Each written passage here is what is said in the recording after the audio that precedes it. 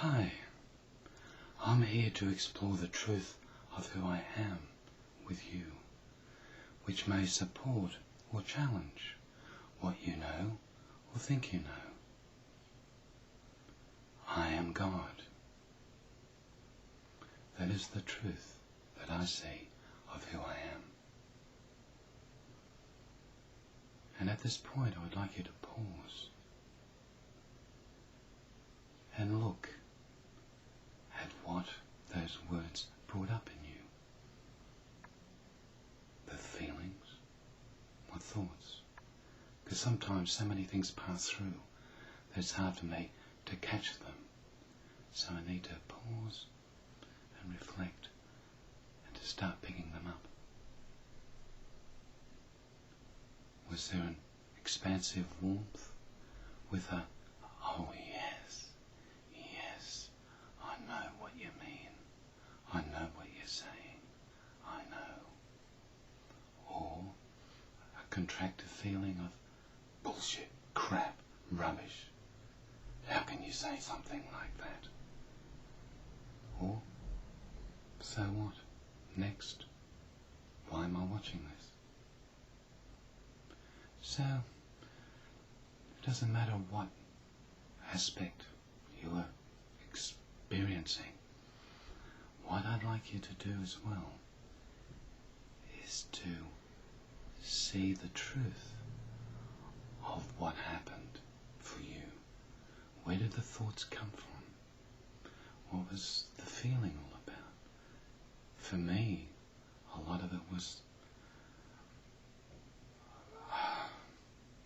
I couldn't believe according to my conditioning.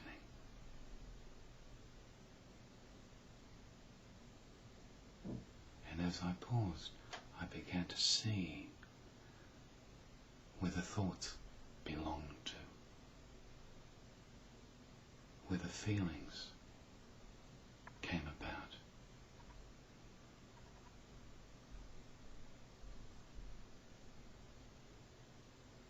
Because some 20 odd years ago I had a similar experience. And for me, I said and heard, I am the Lord thy God, Frank. And it was such a different experience. A voice that I hadn't heard before or for a long time. And so there was an initial flush of almost embarrassment and a looking around and saying, fuck, who said that? And as things settled, I began to see that voice of profundity, that voice was true. It resonated, a truth inside. So much so that it had never left. It has never left. I identify as that. That I am God. And that's why I'm here speaking about this. The other I saw as Frank, as a construct that I had created, manipulated, put together in an attempt to understand during a time before I truly realized who I was. So I bungled along. And I could hear this Frank saying, finally, about time, I've been bungling, waiting for you. Where have you been?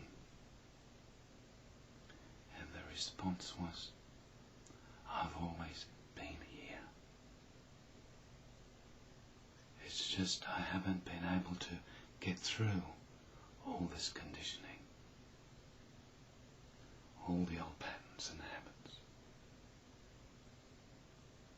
So in the next 20 years I've been exploring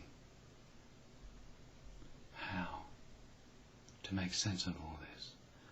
There was an underlying sense of how can I put this into words that make sense to me or others can hear.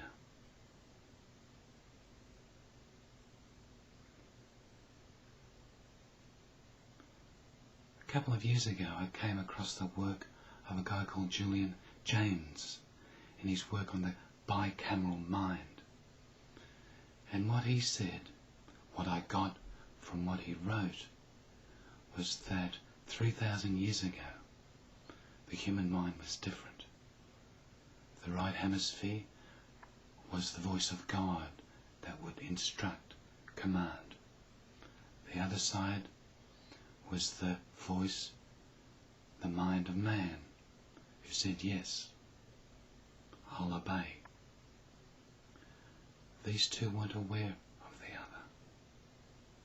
And in time, with the pressure of civilization, consciousness evolved as an attempt to bridge these two. So that made a lot of sense to me. Made a lot of sense of that earlier experience. It made sense that the two voices belonged to the one. That they weren't really separate. And when I look around me now, the bicameral construct is evident in most of what we as humans do. I'll talk more about that later. It gives you something to look at. So I want to leave you with exploring the feelings and emotions that have come up.